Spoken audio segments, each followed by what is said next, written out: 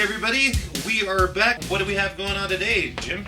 Well, we've got a gal by the name of Kerrie Kanda who's had some Bigfoot encounters and some UFO encounters, and she really sees a tie-in between those two entities, so we'll see what she has to say.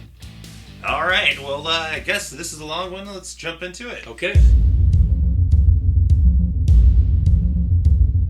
Your call will be answered in the order it was received. Are you there, Kerrie? I am, Mr. Jim. How are you doing this morning? Very good. Very busy, but very good, thank you. How are you? All right. Well, thank you for taking the time to speak with us today. Absolutely. It's exciting. It's an exciting topic. The stranger you hear now is Josh. He's my co-host and resident skeptic. So I'm depending on you to do your best to convince Josh during this phone call. Nice to meet you, Josh. I'm glad to have somebody there to keep us in line. Well, thank you. And thank you for letting me ask a few questions along the way. So, Kerrie... Absolutely, please. Sorry to interrupt you, Kerrie. Kerrie and I got to know one another. Kerrie reached out to me because she had heard about me. I'm not sure if it was through where you actually first heard about me and our store. Do you remember, Kerrie? I do. You were being interviewed by Dave Politis. That's it. And you had mentioned being from Africa. Yeah. And you are married to a man from Africa, correct? That is correct. A Shona warrior from Zimbabwe. So, from my wife's home country. So, this was the connection we had that prompted Kerrie to reach out to me after she saw the interview with David, which incidentally has brought tons of people to our store, and it's been great. And I'll just give a shout out to Dave here again and say thank you, Dave, for that interview. It's been wonderful. But that was how Kerrie and I first started talking, and as we talked, I found out that Kerrie had some experiences, and I asked her if she would come on the show, and here she is. Yay! With Jim, I have had experiences in very different ways. Let me just kind of preface my history in the wilderness a little bit.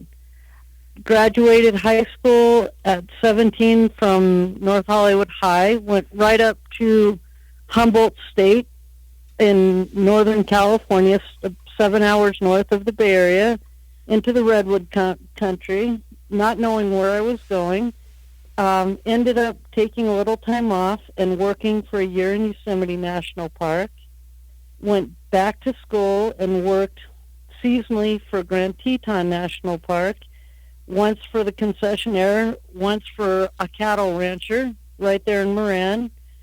Again, went back to the Redwoods, did my internship at Prairie Creek Redwood State Park on Gold Bluff Beach. Graduated from Humboldt I got a degree, kind of a generic degree with a minor in business to become a park ranger. Met my first husband. We lived in Freshwater County Park, Prairie Creek Redwood State Park. My first county job was for Humboldt County Parks as a park ranger seasonally. Then I worked for state parks in Del Norte Redwood State Parks in 1989, and soon thereafter got pregnant, but now we were living in Jedediah Smith Redwood State Park. I've never even heard of these and, parks. Well, it's all Bigfoot country. It's of all course, up there by where all Bigfoot country. Yeah, it's up there by where It's all Bobcat is Bigfoot moving. country. Oh, okay. Now here's the thing, boys, that it didn't start out as Bigfoot. What really started happening at Freshwater County Park were more abduction ET experiences that were crazy. It was crazy, and For you or for people you heard about? It started with us. So we were at our home in Freshwater County Park, Freshwater, California. We had big lights, big white spotlights coming into our home. And I had mentioned earlier that I had seen a UFO over our home in approximately 1975 with big blue spotlights that came in my window. And at that time, my brother and I actually witnessed or watched a UFO just hover silently over our home in Laurel Canyon, California. So I've had a prior UFO experiences, but did not connect this. So we're now in Freshwater. We have the big white lights coming in, even though we had the 300-foot redwood trees on that side of the house. And at one point, we kept hearing talking, what sounded like a weird kind of a chatter. And Vern and I ran outside, and we each went to different parts of our yard. And I heard a voice talking to me, and I figured it had to have been Vern. Vern went to another part of the yard and heard talking, and we didn't even realize that we heard somebody talking that was neither one of us in the yard that wasn't physically there. We never saw a person. The voice it was like in our speaking head. English, it was all or... I can. It was like a chatter, and it was we were hearing it almost in our heads. It was a very strange sensation. It was totally mind-boggling. My first thought was, oh, God, we have a stalker. Somebody's pissed off because they got a ticket. Somebody's scouting the house out. But then, then the spotlights would come in. That happened a few times. And Vern would be, in a paralyzed state is all I can say. And it would just infuriate me because here I would, I would have to be dealing with whatever it was by myself. And I would literally be shaking him, and he'd be laying on his back and out, completely out. And I would be, kind of cussing to myself about having to deal with it, whatever it was. So, we had those experiences. So keep in mind kind of the chatter, the hearing the voices in our front and yard. When you say chatter, are you saying like chatter like teeth chatter when you're cold, or are you saying like verbalization? Verbalization. So it was English? Yes, it was actually English. It was as if there were people just talking, but then you couldn't see anybody there. There would be nobody voices there. Yeah, but there was nothing there. Okay. And I figured it had to be Vern right next to me or right behind me, and then I would whip around, and he was not there. And he had it happen as well. He heard the same kind of chattering, and we had no idea what to make of this. Now, I do not know if this part of the story is related, but we did have two really kind of divine things occur at this park. So I had just finished college. I was dirt broke, and I needed a pair of jeans, 32 Wranglers. And I did not want to ask Vern for help, buying pants. And I was, wasn't about to go to my family, too proud. And I was thinking to myself, what am I going to do for pants? What am I going to do? And the next day, Vern went out to go do his rounds at Freshwater, and he comes back up to the house carrying a box, a good-sized box. And he goes, look at this. Look what I just found at the trash can. And I went, well, what is it? And he opens the box, and on my they're grown now, on my kids' lives was a box of nothing but 32 Wrangler pants. Whole packs of them. And I went, oh, my God, where did this come from? He goes, I don't know. It was just sitting there on the trash can. Well, I did not know what to make of it. This is all at the very beginning of the awakening, of the spiritual awakening, that there's a whole lot more out there than what we could ever understand. And about, a very short time later, I thought, wouldn't it be nice to have a radio so, I have a little music in the house. And Vern goes out, does his rounds at the park, and comes up carrying a red radio. He goes, look at this. Look what I found on the picnic table. Look at this nice radio. And I could not believe it. I would have absolutely started could not wishing believe for it. Porsches and, Well, it's funny because since then, to be honest with you, that kind of is a part of our life. And I have many friends say, Kerrie, how come you don't ask for $1 million? And I always respond, because I don't need $1 million. I have everything we need, and I don't want to abuse these gifts. So you were just wishing for things that you needed, really. Yeah, I sure was. And I actually did go out, and I sat under the stars that night, and thank the heavens, thank God, thank the heavens for watching over me and for those gifts that I had no idea how they got there. Yeah.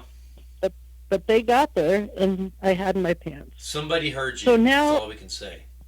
I know. It was amazing. It was also the beginning of my awakening, to say the least. And I started having really vivid, lucid dreams that started occurring. It was it was the awakening, really. It was time. So we went from freshwater. We lived in Prairie Creek on the beach for a while, which was really remote. We really didn't have anything happen there. But then we moved into Jed Smith State Park, in the maintenance home within the park. And pretty much all hell broke loose. And when I say that, it's again, I didn't even occur to me to associate the star people with the events, but it was like the house was haunted. And we had so many crazy things happening, and my daughter now was born, so she was a baby. And my daughter, her room was just 10 feet away, and we could always hear her talking to somebody. She'd be, in her little crib and talking away, and then she started talking abnormally young, kind of scary young. She would know about things in the stars, and then we would be laying in our bed, and we could hear boots, heavy footsteps, walking through the house. And I mean, the first time, it paralyzed me. I couldn't even breathe hardly. I was so scared.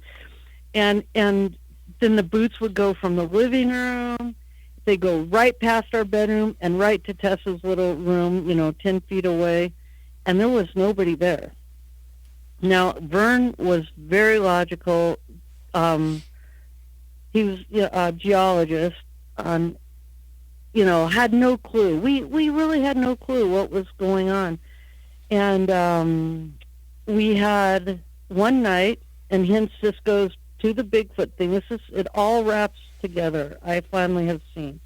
We were laying in bed, and all of a sudden we could hear like a portal, like it was like like a room full, a casino in our living room. You could hear people talking, cha, cha, cha, cha, and you could hear all this noise, and you could hear machines, and we're like, what the hell is going on? And, now I clearly see that there were portals all over this area. There had to have been interdimensional portals, time portals, something, because it would be quiet. But then at night when we would lay down, and all of a sudden, you would swear that when you got up and walked out, you would find 30 people in our living room gambling. It was that clear. And again, we had the lights. We also, not only did we think the house was haunted, but our little daughter kept jumping, every morning, jumping up and down, Mommy, Daddy, the airplane landed with kids on it. And this went on, and I'd be like, with kids on it? What kids, honey? And Mommy, so this went on. And then finally the kicker was, Mommy, the airplane landed with kids on it, and they took us up in the sky, Mommy, and we flew over the Hyuchi, and we could look down and we could see the river and blah, blah, blah. And now, mind you, she was this little, girl, this very, very little girl, 10 months old maybe. Oh my gosh. And she proceeds to tell me about, what she could see. And then I got really scared and I went, okay, honey, you need to show Mommy and Daddy where this airplane is landing at night. So she takes us out and she walks us across the lawn and over this little kind of broken rickety fence in the field by the maintenance house. And there in the field is this perfectly round disc. Like the grass is completely broken down and the branches were busted over and there it was. And I'm like, Fern, what the hell is going on? Sorry, what the heck is going on here? And I mean, she, it was right there. And so we took her inside and let me just ask you a question real quick. So she was going out at night by herself to this? No, she was telling us that the airplane was taking her. Oh.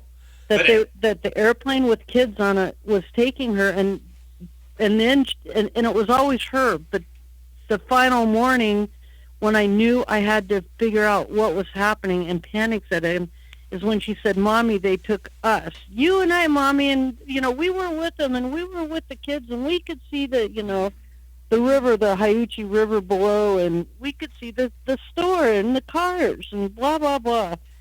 And did she you say described this is it. Going on for 10 months, or she was 10 months old? Oh, my God. No, she was between, we moved in right when she was born, and we moved out when she was 3. Oh, okay. Her first words were spoken within about 4 months. She actually spoke the words "good girl" at 4 months because I would hike with her everywhere and wear her on my front and always, kiss her on her lips. Good girl, Tessa Rose. Good girl. And she was incredibly smart, from a very young age. And yes, she went on and she's a chemist and she's very bright. But she was describing things that there's no way she could have known. There's no possible way. So we walked in from our field experience, and I had her sit down and draw the picture, and I'm looking at it now. I have it in a frame, and my mouth dropped, and it's a circle. I'm holding it. It's a circle, and inside the circle are all these little smiley faces with kids with ribbons, with red ribbons on their head. And down below it is a blue beam of light with little faces all the way up into the round disc. And the door is round. And Jim, you know what I'll do is I'll take a picture and send you this picture. That'd be awesome. Thank you. We'll put it on our website. We'll put it over right when we're talking about it right now. Yes.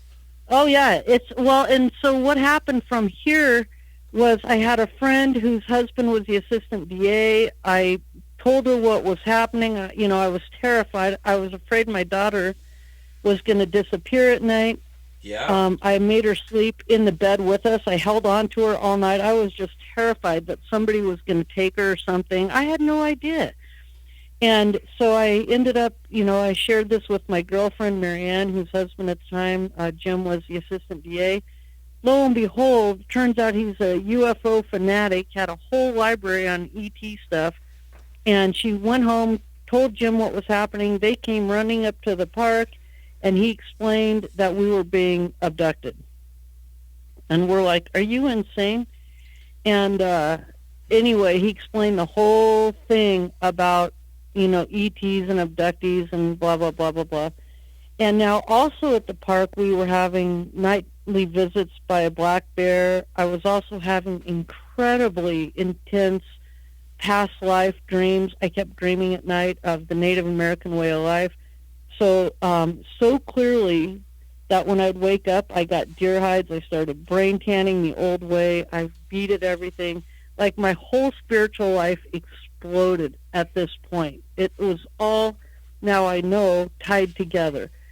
But it was crazy. I knew nothing about past lives, and yet here I am making gorgeous, I have endless stuff that I have in my house here that I made, buffalo hides. I was brain tanning daily. I was giving presents all these Native American things away that just, it was really natural for me. And life was crazy. Well, during this time, every day I would walk, or I would try to get some exercise and go jog along the Smith River, go down 199, go on the other side of the river, and then come back over the seasonal bridge, over the Smith River Bridge back to our home. And one of these days I was jogging and I got almost to Stout Grove, which is kind of a creepy place. It's beyond magically beautiful to the eyes, but there have been really horrible crimes that have occurred in that grove.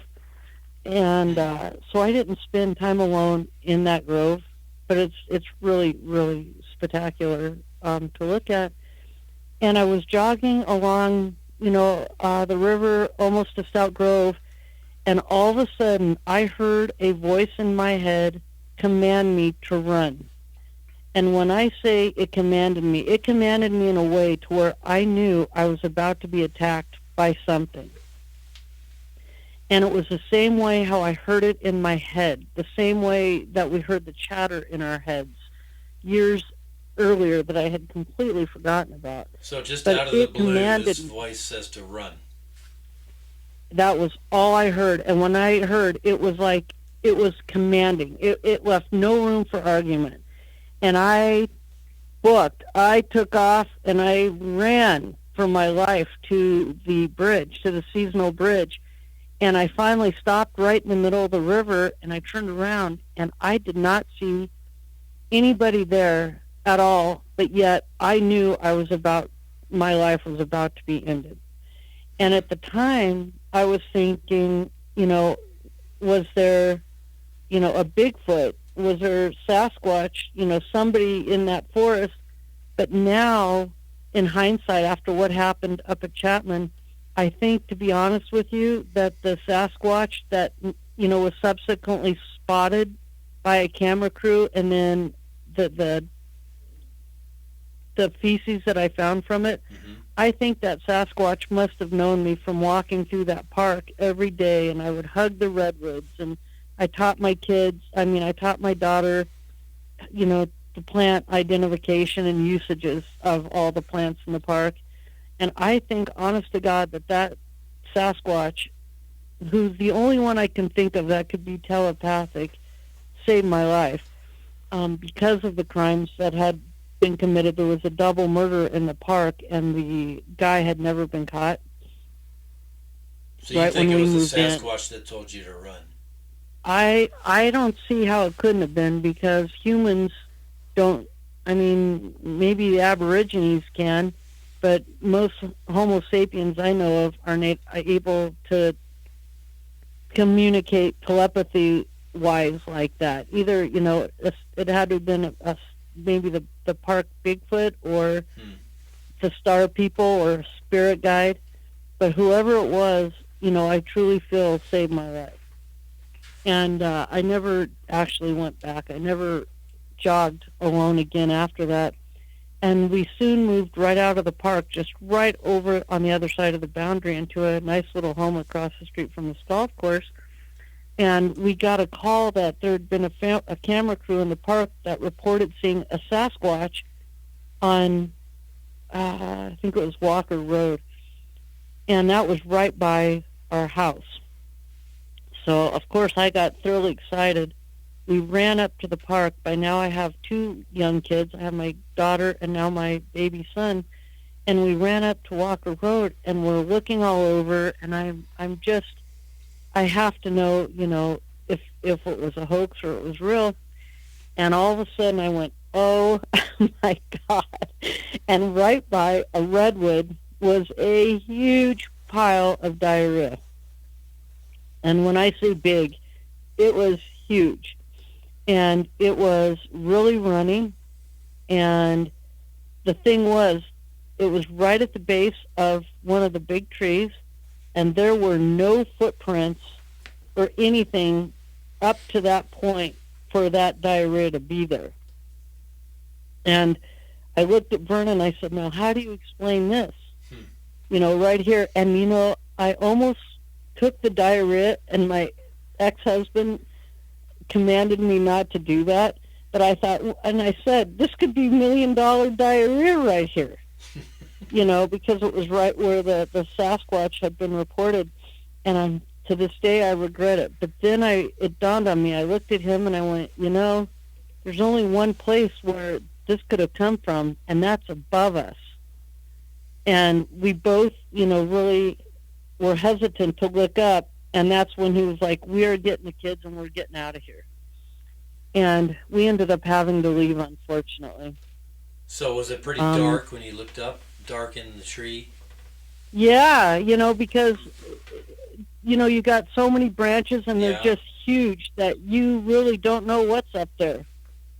But as soon as I said it, I knew it had to have been up there. It was just like the light switched on, and I knew it had to be really close by. So that was our first, actually, and then I did have another experience. I had my horse. I was riding my horse, Espa, beautiful 16-2 hand Palomino, up the trail by myself one day right there by the house. And we're riding along, and we're coming across, we came up on really tall Asian blackberry bushes. And all of a sudden, it was, crunch, crunch. You could hear walking on the other side of the blackberries. And my heart stopped, and I thought, oh, my God, there's a bear, and my horse, God, what if he throws me? And I just kept real calm, and I kept my horse calm, and we turned around, and my horse, kind of started crow hopping a little bit, to be honest with you, and he kept watching and sniffing the bushes. And every time we walked, it would walk. And then when we would stop, it would stop. Well, a black bear most likely is not going to do that. That's pretty classic Sasquatch behavior.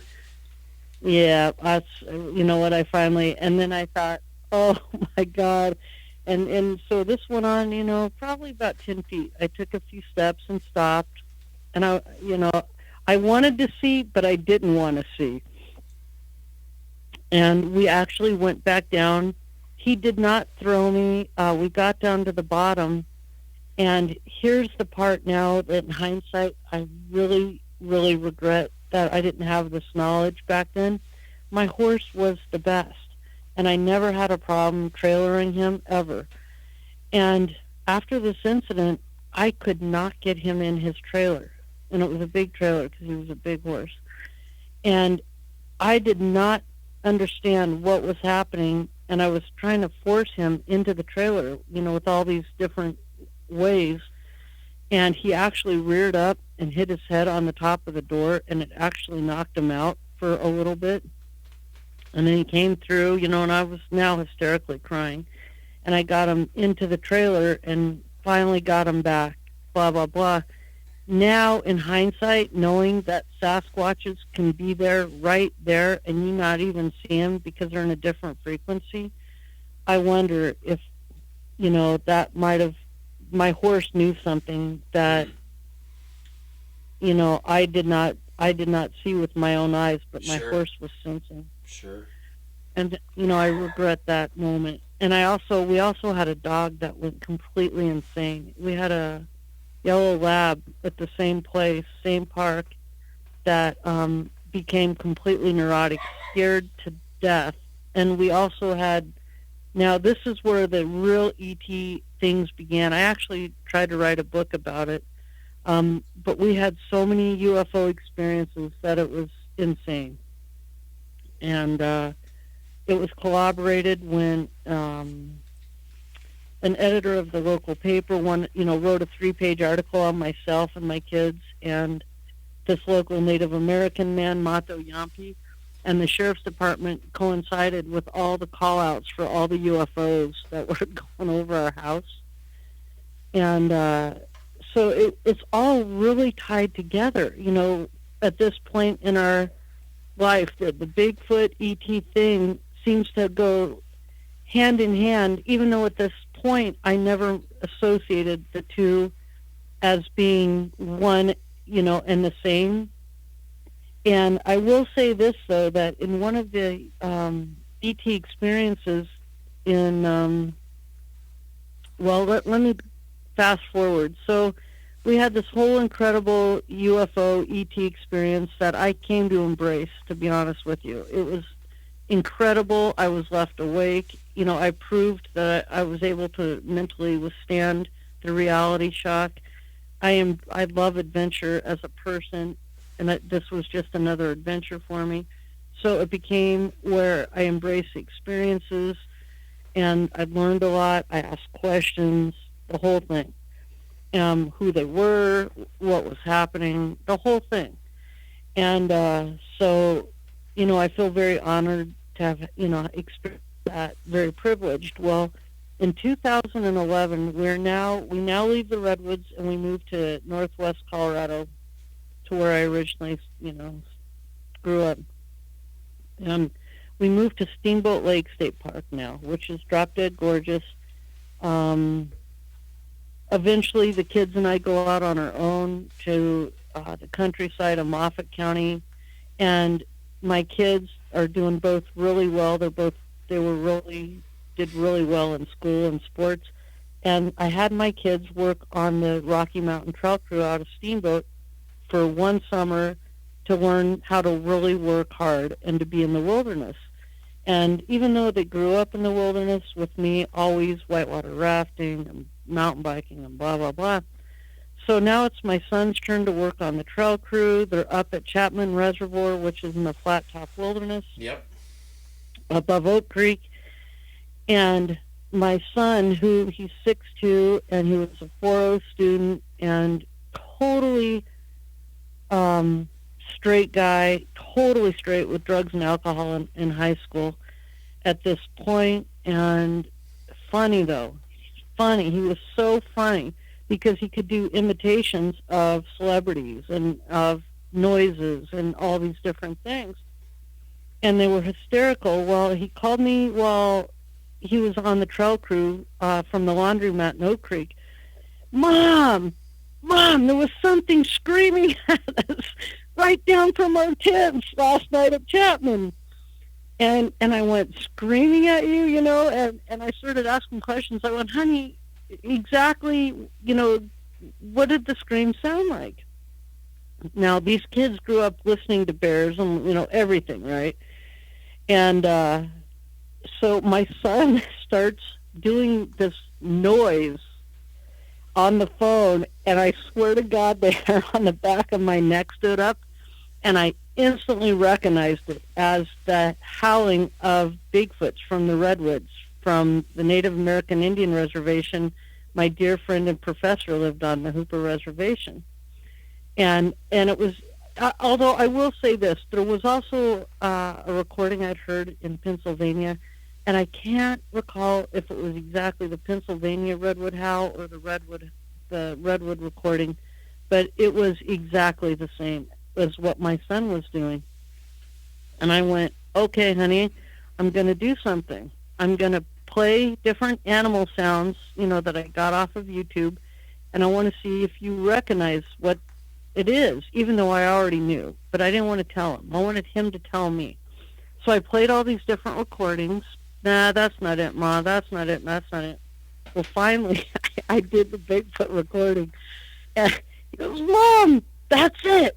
That's it. What is that? I said, honey, don't unzip your tent tonight.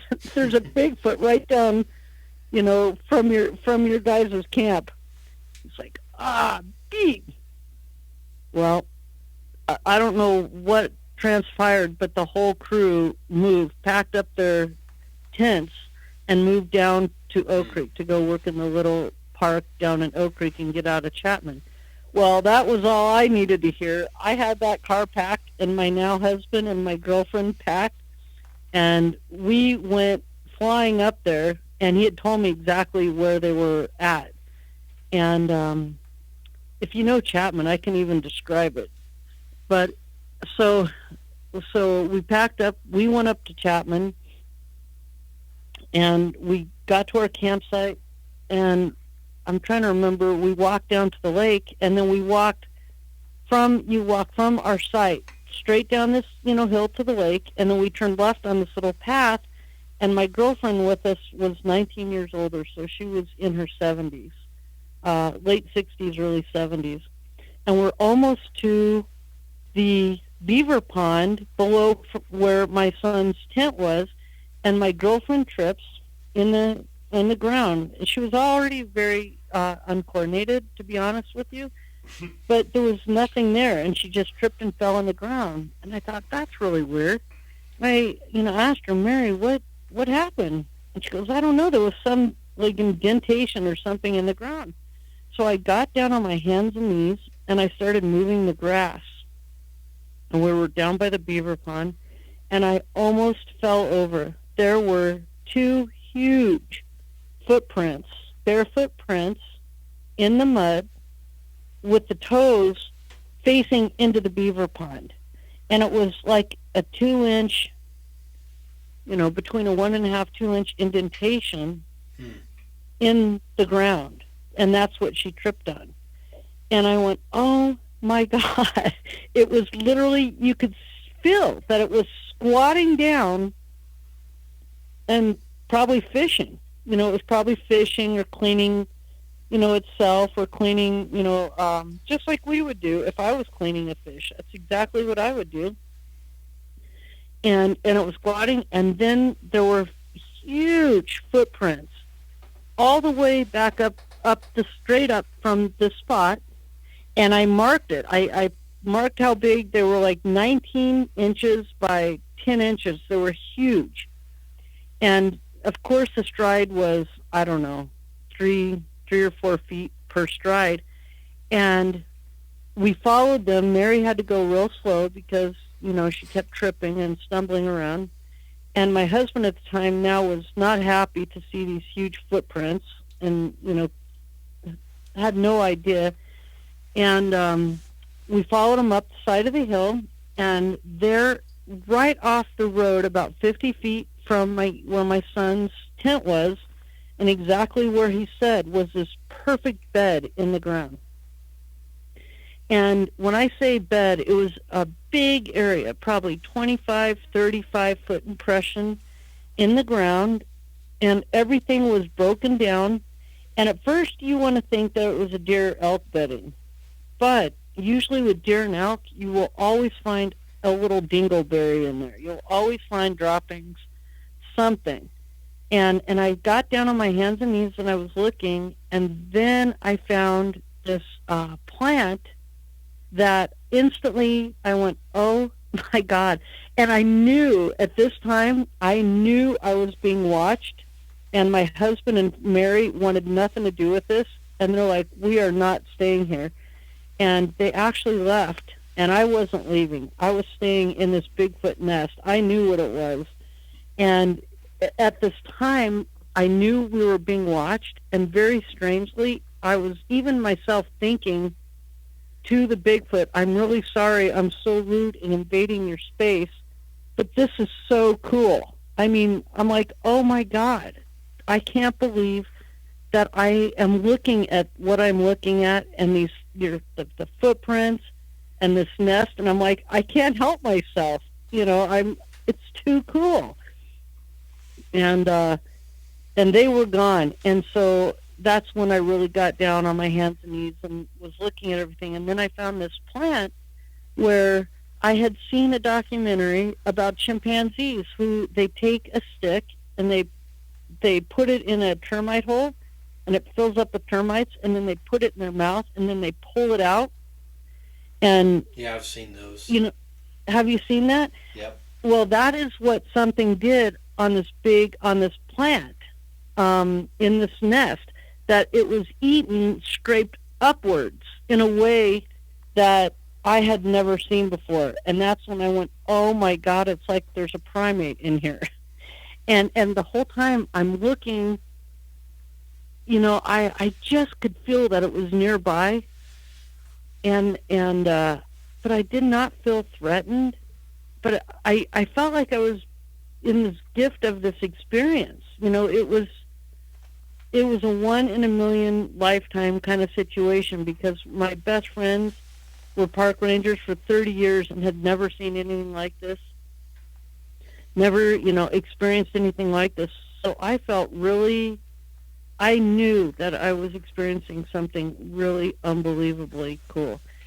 And I did. I stayed in this nest for a long time on my hands and knees, and I was checking out the digs. I was checking out where it laid down, how the plants were pulled up, and then I finally left, and I actually thanked it mentally, and again apologized for intruding in its home, but thanked it for letting me, look at everything like it did. And then that night, we were just 100 feet on the other side of the trees from this nest camping, and I thought, I got to go see that Bigfoot in the nest. I got to go see that Bigfoot in there.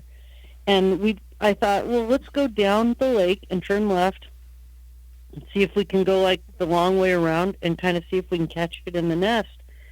And we walked down the hill, and I swear to God, I was in the lead, and I took maybe 2 steps to my left towards that nest, and it started yelling in that, that typical, that really loud yell is all I can say. That one that's in the videos, the one, that I was describing. And we stopped. My poor little Cocker Spaniel almost had a heart attack. And I tried to stay calm, and I'm like, Mary, now we got to turn around and get up this hill and quick, and hold on to my shirt, because I'm all, I was really, strong and in good shape. Hold on to my shirt, and I'm going to help you, pull you up this hill, and we're going to hope to God it doesn't come up from behind us and rip us to shreds. It yelled, that menacing, terribly scary yell. And we walked up the hill. The dog was tripping me. He was so scared that he wouldn't get out from under my feet. And we finally made it back up to the car. And we're like, oh my God. I mean, it obviously could read our minds, because we were farthest enough away with enough blackness between us. How did it know that we were even there? But it did. And that's when it was crazy. So we're in our camp, and we're sitting there around the fire talking about it, and all of a sudden the dog starts looking towards the back of where you pull into our site, like where you would come from if you came from the Bigfoot nest, and the dog starts freaking out, absolutely going crazy. And this, I had never seen our dog act like this, ever. And the dog wanted in our F-150 truck at the time, and something in me told me to grab my camera, and I grabbed my camera, and I couldn't see anything, but I could feel it. I could feel the presence that it was now in our camp, and I clicked my camera really quick, click, click, click, and the dog, was crying. I opened the car door, and the dog went in and would not come out the rest of the night, and I sat there, and I could feel a presence. I could feel that we were being watched, but I wasn't afraid. I cannot explain that. Mary and my husband at the time were scared, to death. I thought it was way cool, and I loved the whole experience. And that night, we slept in our tent, and nothing happened. And when I went to look at the pictures, what I caught was, in the first picture, were endless orbs, tons and tons of orbs. This is where it connects E.T. and Sasquatch as one, in my opinion. And there were just endless orbs, like round energy kind of looking things, different colors, just tons of them. And then in the next picture, which was just not even a second later, there were half as many. And then in the third picture, they were all gone. And it was night, pure darkness. And it was really, really incredible. So that was in 2014, and then, not 2014, that was in 2011, because my son was in the summer of his 11th grade. And then my culminating story to connect maybe the two again was in 2014. My kids are now gone. They've gone off to school to CSU Fort Collins. I now have moved over to over to Fort Collins. I was single. My heart was broken. My kids had grown up. I didn't know what I was going to do. My whole life had been my kids. And I was just at a loss. And my daughter and I had a really, I sold her home, her nice home, and now was living in a nice apartment off of Horsetooth with my daughter and son-in-law because they couldn't afford their own rent at this point. They were in school. And I went to sleep, and I woke up, and honest to God, I was in a full-blown ET experience. And when I say ET experience, I mean I woke up, and I was, on a craft. I was literally sitting on a male's lap, but I knew it was not a human male. I could feel that it was a screen of a human to make me feel comfortable. And coming out of his chest area was pure light. It was like E.T. the movie, but in real life at a heart level. And I was being filled with pure light, pure love, to the point where I felt more love from this being than I have ever felt from a human. And he gave me so much love and made me feel so alive again. And then all of a sudden, he could not hold that image, and sitting there was a full-blown, typical alien, with the alien head, the gaunt. But I wasn't scared at all. I felt so much love and gratefulness to this being who had given me so much life, because I was like dead. Spiritually, I had died. I was sad. Money doesn't make me happy. Culture and the wilderness and kids make me happy. And, I really had none of those anymore. And this being just filled me with pure light. And he gave me so much that he literally fell over onto the floor in this ET experience. And I went, oh, my God. And I jumped down next to him. And as crazy, as insane as this is going to sound, I felt the tap on my shoulder, and I looked up, and there was a human or a being that was so gigantic behind me. He filled the whole doorway. And the best description I can say is he had the absolute build of a Bigfoot without hair. The absolute size and enormity of a Bigfoot. And through telepathy, he said to me, don't worry, he's going to be okay. And boom, he tapped me on the shoulder, and I went right back, into my bed. And I woke up, and I started crying because I was so touched by the love that this ET had given me. Wow. So touched. I just have to. I know we're rounding up on this hour right here. But before my skeptic brain has to ask before we get off or anything. Yeah. But, yeah. It's okay. Other than circumstantial, right? And in your dream at the end, have you ever had visual contact with a Bigfoot? Josh, what's so funny about this? That it's not circumstantial. We've had so many neighbors as witnesses to the UFOs over our house that when we were living in Craig, I had a friend over. His name was George Kinkle, who he now has passed of cancer. But I had told George we were contactees. We were in our living room. The kids were between us. And all of a sudden, we heard a knock on the roof, and then running around all over the roof. And we had a big house, a 3,086 square foot home. And George looked behind the kids, and he looked at me, and he goes, they're here, aren't they? And I put my hand up to my mouth, and I said, yes, but, please don't say anything because it will scare the kids.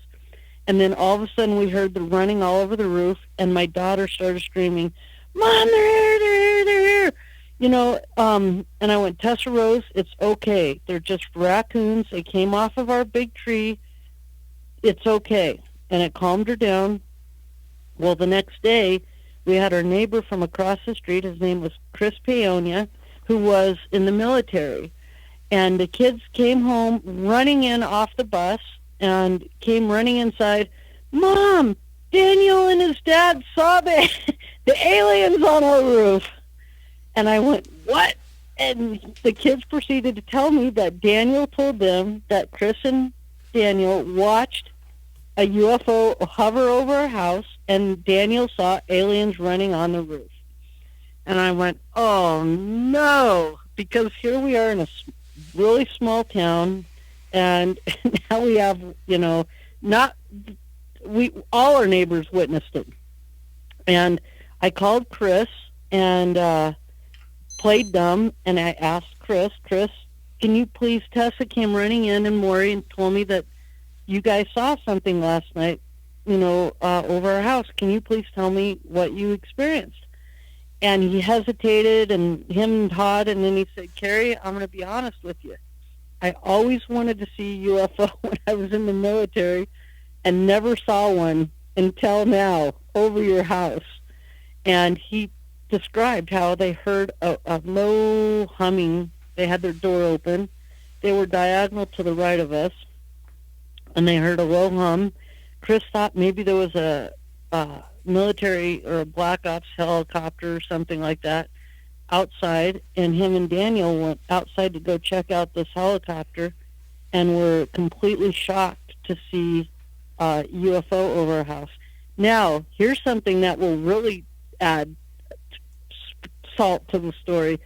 Our house is almost exactly 2 hours east from Skinwalker Ranch, and which we've driven by many times.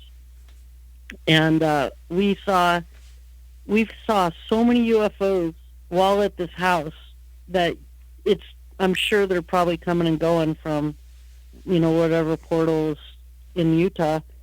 So, yes, we've had so many witnesses, and I asked Chris, after he told me the whole story and told me what Daniel saw, and I begged him, please don't, report this. We'll never be able to live a normal life here.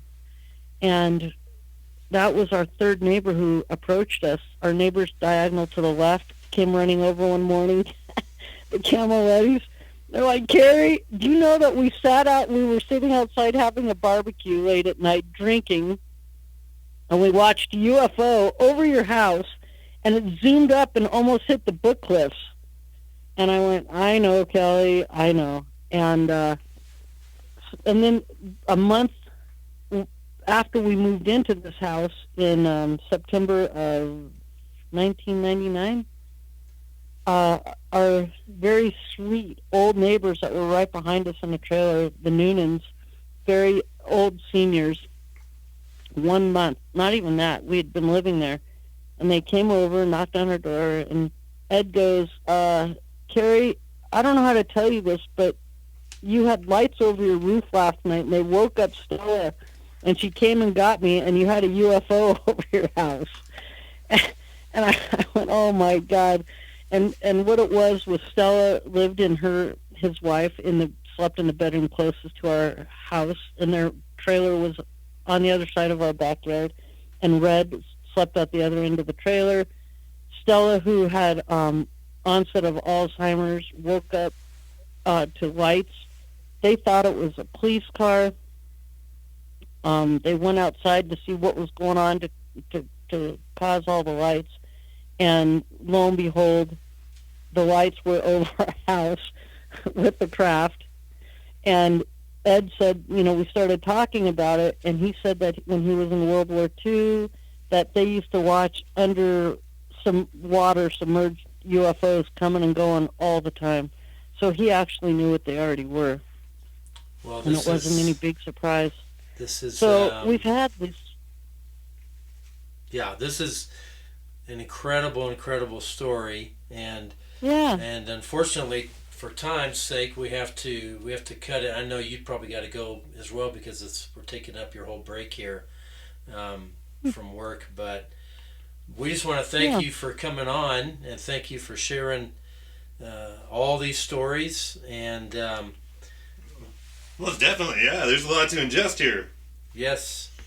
Yeah, honestly, you got to just know that there's a whole lot more to the world, and I'm very much into, my whole belief system is Native American based, and you got to face your fears, and once you do that, the world opens up to you. You got to get past the brainwashing and the government, your religious beliefs and all those things, and just let things present themselves to you and be willing to face them. And if you can't face it, they know that. The star people, the Bigfoot, they know, what people can and cannot endure.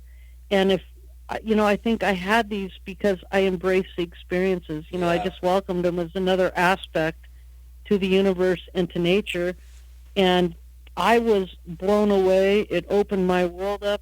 And I think they enjoyed having a Homo sapien who thoroughly enjoyed the experience. And so that's why they shared with me so much, and, things about the future, where they're from. They were the Pleiadian, by the way. I asked the star people who they were, and they were from the Pleiades. They highlighted the Pleiadian star system. And it all made perfect sense, because in your Native American origin stories for the Lakota, which is who I really connected to, your origin stories all come from the Pleiades, the star people who've seeded the earth. It's all connected. I think it's probably not going to be your last experience, based on what you've been saying. Yeah, absolutely not. No, I hope not. I hope not. But anyway, so we're going to have to go just for time's sake, but we just want to say thank you for being on the show. Yes, thank you so much for sharing your stories with us. Yeah, absolutely. And like I said, if it hadn't have happened to us and I didn't have so many witnesses, I would check myself into a crazy house. But it really has happened, and we've got plenty of witnesses to it. And as for Bigfoot, I think you need to look up to the sky and maybe connect the dots with, just look at the San Luis Valley, the UFO sightings and the Bigfoot sightings, and connect the two. All right. Well, Josh. And thanks, guys. You bet. We will hear back from you in the future. Yeah, if anything else comes up, give us a call. We'd love to follow up. Thank you, Kerrie. Absolutely. You're so welcome. Have a great afternoon. You too. Thank you. Okay. Bye. All right, so a little bit more ET than Bigfoot, but yeah, some interesting things there. Well, interesting. She mentioned near the end Chapman Reservoir, which is up in the Flat Top area. And I'll be honest, Chapman, I have two friends. We've had incredible Bigfoot activity up at Chapman. And I have two friends that have had, who are total Bigfoot researchers, who've had some kind of an encounter with what they would say was an extraterrestrial. So I think it gives a little bit of credence to whatever she had experienced there. When she mentioned that lake and the footprints, we found tons of footprints around that lake as well. So I mean, the shared, incarnation kind of vibes that her daughter had. Right? Yeah, when I was a kid, I used to tell everybody my name was Spike and I was from Russia, and they would ask me, and I'd tell everybody it was gray and rainy there, and I'd never been, and I was pretty right on, But I don't think I've ever lived a previous life. That was interesting, and her kid being as young as she was amazing. Oh yeah, to speak and run through the forest, and I don't know if I was doing any of that at that age. No. So anyway, interesting one for the records. Do we think the aliens made her smarter, the kid? Could be. Like passed on? Could be. Okay. It's a possibility. So, what is going on at the outpost lately? Wow. So much water under the bridge since we had our last, not this season, but the end of season 2. But we have a lot going on, actually, and I think you and I need to take the next episode just to talk about everything that's been going on in research and at the outpost, because it's more than we can talk about in just a second here. Right on. This one's coming in about a little more than an hour, I think, this time. So, yep. Well, we'll wrap it for you guys, let you digest what you guys just heard, and then, like Jim said, we'll be coming in with a follow-up episode about everything that's been going on. And please, guys, jump onto YouTube, subscribe, share, and be sure to visit Sasquatch Outpost. You guys are online still. SasquatchOutpost.com, and check out the other materials we've got on the You Don't Know Squatch website and YouTube site. Some good stuff to check out there beyond just the podcast. All right, and remember, till next time, You don't know Squatch.